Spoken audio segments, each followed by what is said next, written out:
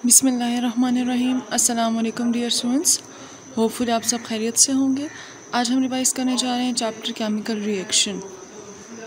सबसे पहले ये आपके पास कुछ एग्जांपल्स आ जाती हैं केमिकल चेंज की, जिसमें हम देख रहे हैं कि किस तरह से कहीं पे एवोल्यूशन हो रही है हीट की, कहीं पे प्रेसिपिटेट्स की फॉर्मेशन हो रही है।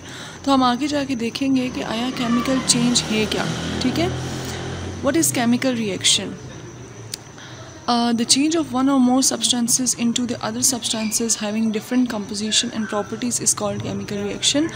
ऐसे reactions जिसमें एक substance एक से ज़्यादा में या एक substance या एक से ज़्यादा substances जो हैं वो different तरह की composition और properties रखने वाले और तरह के substance में convert होते हैं, तो इसको हम क्या कहते हैं? chemical reaction कहते हैं। ठीक है, एग्ज़ाम्पल में जैसे आपको बताया हुआ है, फॉर एग्ज़ाम्पल रिएक्टेंट कुछ और थे, कार्बन और ऑक्सीजन था, कंबाइन होने के बाद एक नई चीज़ बन गई है जो कि क्या है? कार्बन डाइऑक्साइड है। ठीक है, इस तरह से हाइड्रोजन और ऑक्सीजन जो है वो रिएक्टेंट्स में है। ठीक है, और वो कुछ और थे लेकिन कंबाइन होने के बाद वो वाटर की फॉर्मेशन कर चुके हैं। ठीक है, तो मतलब केमिकल रिएक्शन होता क्या है? जिसमें सब्सटेंस आपस में रिएक्ट करते हैं और प्रोडक्ट्स की फॉर्मेशन करते हैं, और वो जो प्रोडक्ट होते हैं ना वो रिएक्टेंट से डिफरेंट होते हैं। ठीक है, याद रखिएगा कि केमिकल रिएक्शन में जो है वो रिएक्टेंट्स जो हैं वो कन्वर्ट होते हैं प्रोडक्ट में। रिएक्टेंट्स को हमेशा लेफ़्ट साइड पे लिखा जाता है और प्रोडक्ट्स को हमेशा राइट साइड पे लिखा जाता है। टाइप ऑफ रिएक्शन की बात करते हैं, हमारे पास बहुत सारे केमिकल रिएक्शंस होते हैं, उनकी टाइप्स होती हैं। Combination reaction, decomposition reaction, displacement reaction, double displacement, oxidation, but इनमें से कुछ हम जो है वो डिस्कस करेंगे। सबसे पहले बात कर लेते हैं कम्बिनेशन रिएक्शन की, या इसको हम सिंथेसिस रिएक्शन भी कहते हैं या एडिशन रिएक्शन भी कहते हैं। ठीक है, तो आपने इसमें कंफ्यूज नहीं होना। कम्बिनेशन जो है वो कंबाइन से निकला है, मतलब जिसमें रिएक्टेंट्स जो हैं वो आपस में जुड़ जाते हैं, मिल जाते हैं और एक प्रोडक्ट की फॉर्मेशन करते हैं। जैसे आपको नज़र आ रहा है A + B + C equals to एक कम्बिनेशन बन गया है, एक प्रोडक्ट का कंबाइन प्रोडक्ट बन गया है ABC। ठीक है, मतलब रिएक्टेंट्स सारे के सारे कंबाइन हो गए हैं, एक से ज़्यादा रिएक्टेंट्स आपस में मिलते हैं और एक प्रोडक्ट की फॉर्मेशन कर देते हैं। जैसे यहाँ पे आपको नज़र आ रहा है 2 रिएक्टेंट्स हैं और कन्वर्ट हो गए हैं एक प्रोडक्ट में। ठीक है, moving towards synthesis reaction. Synthesis reaction भी यही आ जाता है जिसमें हम किसी भी चीज़ की सिंथेसिस करते हैं। ठीक है, the combination reaction in which the compound is form from its constitute elements.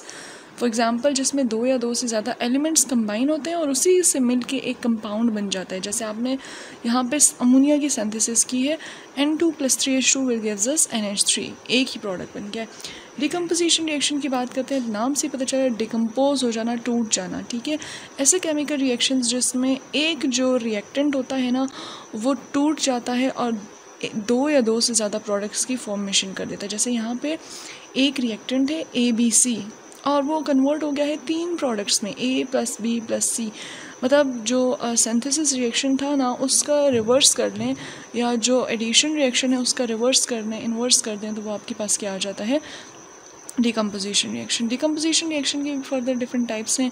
Thermal decomposition reaction जो कि हीट की मदद से होता है, फॉर एग्जांपल जिसमें हमें रिएक्टेंट को हीट देनी पड़ती है और वो टूट जाता है प्रोडक्ट्स में। ठीक है, इलेक्ट्रोलाइटिक डिकम्पोजिशन जिसमें हम इलेक्ट्रिसिटी पास करते हैं या इलेक्ट्रोलिसिस करते हैं, और फोटो डिकम्पोजिशन जिसमें लाइट की मदद से रिएक्टेंट्स को तोड़ा जाता है और प्रोडक्ट में कन्वर्ट किया जाता है। जैसे यहाँ पर आपको नज़र आ रहा है ZnCO3, एरो के ऊपर ट्राइंगल बना हुआ है, ट्राइंगल शो करता है हीट को। ठीक है, मतलब यहाँ पे हमने ये थर्मल डिकम्पोजिशन हुई है, हमने हीट दी है तो जिंक कार्बोनेट जो है वो जिंक ऑक्साइड और कार्बन डाइऑक्साइड में टूट गया है। ठीक है, इलेक्ट्रोलिसिस जिसके ऊपर लिखा हुआ है वहाँ पे हमने इलेक्ट्रोलिसिस की है, वाटर में से करंट पास किया है और वो हाइड्रोजन और ऑक्सीजन गैस में कन्वर्ट हो गया है। और नीचे हमने हाइड्रोजन पर ऑक्साइड को H2O2 को उसमें से रेडिएशंस पास की हैं और वो H2O और ऑक्सीजन गैस में कन्वर्ट हो गया है। ठीक है, डिस्प्लेसमेंट रिएक्शन की बात करते हैं। डिस्प्लेसमेंट रिएक्शन ऐसा रिएक्शन होता है जिसमें रिएक्टेंट का एक पार्ट जो है वो दूसरे रिएक्टेंट के साथ रिप्लेस हो जाता है। ठीक है, फॉर एग्जांपल जैसे X + YZ = Y + XZ, मतलब यहाँ पे जो रिएक्टेंट थे ना उन्होंने अपनी जगह थोड़ी सी डिस्प्लेस की है, चेंज की है और प्रोडक्ट की फॉर्मेशन होगी। जैसे यहाँ पे आप नज़र आ रहा है आपको Zn + HCl will gives us ZnCl + H2, मतलब डिस्प्लेस हुई है जगह। ठीक है, जिंक और हाइड्रोजन ने अपनी जगह डिस्प्लेस कर दी है और एज अ रिजल्ट प्रोडक्ट की फॉर्मेशन हो गई है। फिर बात कर देते हैं एक्सोथर्मिक एंड एंडोथर्मिक रिएक्शन की। एक्सोथर्मिक और एंडोथर्मिक रिएक्शन एक्सो का मतलब होता है आउटसाइड, थर्म का मतलब होता है हीट, जबकि एंडो का मतलब होता है इनसाइड और थर्म का मतलब होता है हीट। एक्सोथर्मिक रिएक्शन ऐसे रिएक्शन होते हैं जिसमें during a chemical reaction heat release हो जाती है एक्सोथर्मिक में, ठीक है। और एंडोथर्मिक रिएक्शन वो रिएक्शन होते हैं जिसमें रिएक्टेंट को प्रोडक्ट में कन्वर्ट होने के लिए हीट रिक्वायर्ड होती है। फॉर एग्जांपल अगर मैं किसी भी रिएक्शन में हीट दूंगी रिएक्शन होने के लिए तो उसको हम क्या कहेंगे, एंडोथर्मिक कहेंगे। जबकि ऐसे केमिकल रिएक्शन जब रिएक्टेंट प्रोडक्ट में कन्वर्ट होता है और हीट रिलीज़ होती है उसको हम क्या कहते हैं, एक्सोथर्मिक रिएक्शन कहते हैं, ठीक है। मेल्टिंग ऑफ आइस, देखिए अब आइस जो है वो मेल्ट हो रही है, आप बर्फ़ को पिघलाने के लिए उसे हीट देते हैं ना, तो मतलब हीट एब्जॉर्ब हो रही है, तो ये क्या होगा, एंडोथर्मिक रिएक्शन होगा। Freezing of water is exothermic reaction, अब वाटर फ्रीज़ हो रहा है, देखिए आपने गर्म पानी फॉर एग्जांपल फ्रीज़र में रखा है तो वो ठंडा होगा तभी फ्रीज़ होगा ना, तो मतलब उसके अंदर से सारी की सारी हीट रिलीज़ हो जाएगी बाहर, तो ऐसे रिएक्शन को क्या कहते हैं, एक्सोथर्मिक रिएक्शन कहते हैं। ये जनरल एग्जांपल आ जाते हैं, जैसे अब यहाँ पे आपको शो किया हुआ है एक्सो और एंडोथर्मिक रिएक्शन। ऐसे देखिए अब आपको रिएक्शन देख के कैसे समझ आएगी, जब रिएक्टेंट में हीट लिखा होगा तो मतलब हीट एब्जॉर्ब हो रही है, और जब प्रोडक्ट में हीट लिखा होगा तो इसका मतलब है कि हीट रिलीज़ हो रही है, ठीक है। जैसे H2O plus heat will gives us H2O endothermic. कैसे पता चला एंडोथर्मिक, कि हमने रिएक्टेंट में हीट को ऐड किया हुआ है, लेकिन जहाँ पे अब नीचे प्रोडक्ट में शो किया हुआ है H2 plus O2 will gives us H2O plus heat, product में हीट रिलीज़ हो रही है तो मतलब एक्सोथर्मिक रिएक्शन, ठीक है। ओके जी, कंटिन्यू करते हैं केमिकल रिएक्शन और फिर how to write a chemical equation, वो सारा कुछ देख लेते हैं, ठीक है। केमिकल रिएक्शन क्या होता है, is the process by which a chemical change take place, a change where a new substance is form. हम डिस्कस कर चुके हैं केमिकल रिएक्शन में क्या होता है कि जिसमें आपके पास रिएक्टेंट जो है वो कन्वर्ट होते हैं प्रोडक्ट में और नई चीज़ की फॉर्मेशन हो जाती है, ठीक है। अच्छा, केमिकल इक्वेशन क्या होती है, केमिकल इक्वेशन असल में केमिकल रिएक्शन को शॉर्टेस्ट तरीके से लिखने की एक एक्सप्रेशन होती है, ठीक है। मतलब आप जब केमिकल रिएक्शन को एक्सप्रेस करते हैं नंबर्स के थ्रू, सिंबल्स के थ्रू, फार्मूला के थ्रू, तो वो किस फॉर्म में करते हैं, केमिकल इक्वेशन की फॉर्म में करते हैं। 2 मेजर पार्ट्स होते हैं केमिकल इक्वेशन के, रिएक्टेंट्स और प्रोडक्ट्स। रिएक्टेंट स्टार्टिंग मटेरियल होते हैं जिनमें चेंजेस हो रही होती हैं, और प्रोडक्ट वो होते हैं जो रिएक्टेंट के चेंज होने के रिजल्ट में बनते हैं हमारे पास, ठीक है।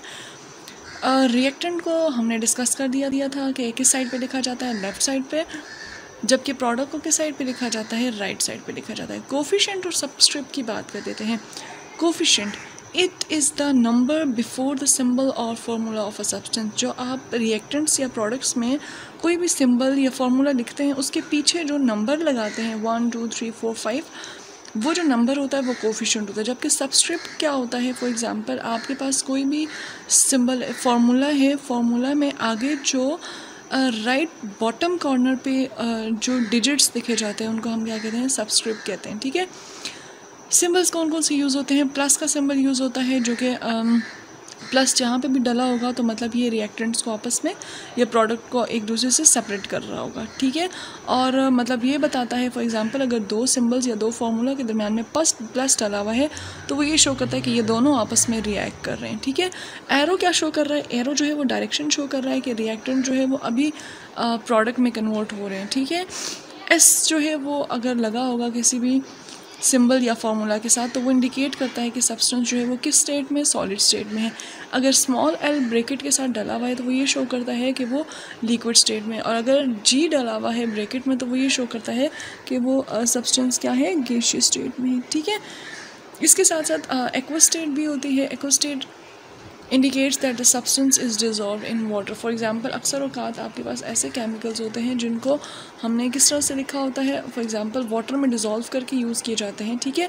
तो वो क्या होते हैं, एक्वस सोल्यूशन होते हैं। और एक्वस सोल्यूशन के लिए आगे हम सॉलिड, लिक्विड या गैस नहीं लिखते बल्कि एक्वा AQ सिंबल डाल देते हैं जो डिनोट करता है कि ये सोल्यूशन क्या है, एक्वा सोल्यूशन है। एरो के ऊपर, जैसा मैंने आपको पिछली वीडियो में बताया था, एरो के ऊपर डेल्टा का साइन बना होगा तो वो ये शो करता है कि यहाँ पे हीट दे रहे हैं हम, ठीक है, एंडोथर्मिक रिएक्शन है। अब ये हमारे पास एक रिएक्शन है, इसमें मैं आपको बता देती हूँ कि यहाँ पे क्या क्या है।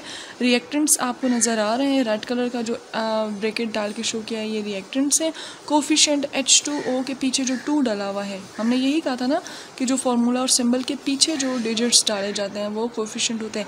लेकिन सबस्क्रिप्ट कहाँ है यहाँ पे? सबस्क्रिप्ट H2O, H2 जो है ना, H2O का 2 जो है वो ये शो कर रहा है कि यहाँ पे सबस्क्रिप्ट 2 है, ठीक है।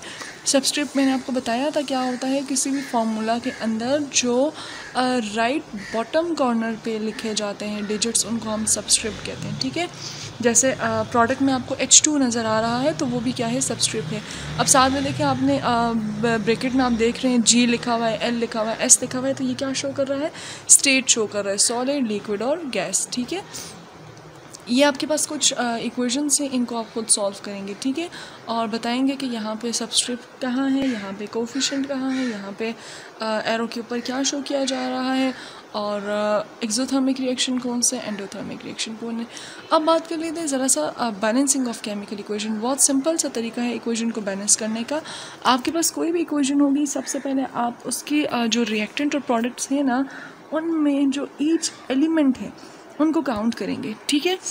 नंबर ऑफ़ एलिमेंट्स काउंट करेंगे। फॉर एग्जांपल अगर आपके पास कोई भी इक्वेशन है, जैसे मेरे पास ये इक्वेशन है H2 + O2 will gives us H2O, ठीक है। तो पहले मैं काउंट करूँगी कि रिएक्टेंट में हाइड्रोजन कितने और प्रोडक्ट में हाइड्रोजन कितने, रिएक्टेंट में ऑक्सीजन कितने, प्रोडक्ट में ऑक्सीजन कितने। अब देखें रिएक्टेंट में और प्रोडक्ट में दोनों में हाइड्रोजन सेम है, इक्वल है, लेकिन ऑक्सीजन इक्वल नहीं है। तो ऑक्सीजन अब जहाँ पे ज़्यादा है उसको और ज़्यादा नहीं करेंगे, जहाँ पे कम है उसके पीछे कोफिशिएंट लगा के उसे ज़्यादा करेंगे। तो हमने क्या करना है, हमने इक्वेशन को बैलेंस करने के लिए पीछे कोफिशिएंट लगा देना है, ठीक है। जब आप पीछे कोफिशिएंट लगाएंगे तो एज़ इट इज़ 1 बाय 1 सारे के सारे सिंबल जो हैं वो बराबर होते जाएंगे, सारे के सारे जो एलिमेंट है उसकी अमाउंट जो है वो बराबर हो जाएगी। फॉर एग्जांपल आपने पहले अगर हम इन कोफिशिएंट्स को हटा दें तो हमें नज़र आ रहा है हाइड्रोजन दोनों साइड पे 2 हैं, लेकिन ऑक्सीजन प्रोडक्ट में 1 था और रिएक्टेंट में 2 थे। अब हमने प्रोडक्ट वाले ऑक्सीजन को ज़्यादा करने के लिए 2 कोफिशिएंट लगाया है, ठीक है। अब जब 2 कोफिशिएंट H2O के पीछे लगाया तो ऑक्सीजन तो पूरे हो गए दोनों साइड पे, लेकिन हाइड्रोजन ज़्यादा हो गए, ठीक है। हाइड्रोजन जो है वो प्रोडक्ट में 4 हो गए हैं, लेकिन रिएक्टेंट में अभी भी 2 ही थे, तो हमने फिर H2 के पीछे भी 2 लगा दिया, और वो ये शो करता है कि अब हमारे पास इक्वेशन बैलेंस है। अब आप अगर काउंट करेंगे तो रिएक्टेंट में भी 4 हाइड्रोजन है, प्रोडक्ट में भी 4 हाइड्रोजन है, और रिएक्टेंट में भी 2 ऑक्सीजन है और प्रोडक्ट में भी 2 ऑक्सीजन है। इस तरह से आपके पास ये एक इक्वेशन है, नाइट्रोजन हाइड्रोजन के साथ रिएक्ट करी और NH3 बना रही है। अब ज़रा काउंट करें, रिएक्टेंट में नाइट्रोजन 2 है, प्रोडक्ट में 1 है, रिएक्टेंट में हाइड्रोजन 2 है, प्रोडक्ट में हाइड्रोजन 3 है, दोनों चीज़ें इक्वल नहीं हैं। अब आपने सबसे पहले क्या करना है, नाइट्रोजन को बैलेंस करने के लिए रिएक्टेंट में नहीं, प्रोडक्ट में 2 लगा देना है, ठीक है। अब जब प्रोडक्ट में आप 2 लगाएंगे तो नाइट्रोजन तो बराबर हो गए, लेकिन हाइड्रोजन क्या हो जाएंगे, 6 हो जाएंगे, ठीक है। अब हाइड्रोजन प्रोडक्ट में 6 है लेकिन रिएक्टेंट में 2 है। अब आप क्या करेंगे, हाइड्रोजन के पीछे कोफिशिएंट 3 लगा देंगे। अब जब आपने हाइड्रोजन के पीछे कोफिशिएंट 3 लगाया तो अब आप काउंट करें, नाइट्रोजन दोनों साइड पे 2 हो गए हैं, हाइड्रोजन दोनों साइड पे 6 हो गए। अभी आपकी इक्वेशन जो है वो क्या है, बैलेंस है। होपफुली आपको क्लियर हो गया होगा। अगर कोई कन्फ्यूजन है तो आप मुझसे पूछ सकते हैं। Thank you.